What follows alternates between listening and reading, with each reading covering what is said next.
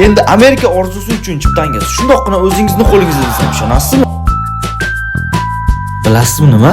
Siz faqatgina onlayn ariza topshirish orqali Green Card'ni yutib olib, Amerikaga ketishingiz mumkin.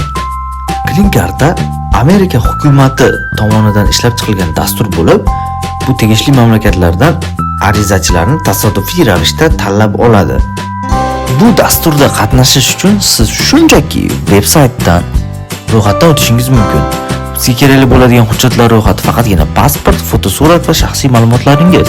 Bu yilgi dastur natijalari 3-may kuni e'lon qilinadi, ya'ni bir necha kundan keyin. Agar siz noyabr oyida Green Card lotereyasiga ariza topshirgan bo'lsangiz, siz natijangizni bemalol 3-may kuni ushbu veb-saytni o'zidan tekshirib olishingiz mumkin. O'zbekistonda har yili 5000-5000 mingta odam Green Card lotereyasini yutadi va bulardan yarmigina Amerikaga keta oladi. Siz esa darhol DC260 formasini to'ldirib jo'natishingiz kerak. Bundan ham ko'proq ma'lumotlar uchun albatta menga obuna bo'lib qo'ying. Sizlar bilan 3-may kuni Green Card natijalari e'lon qilingandan so'ng albatta yana video orqali ko'rishamiz.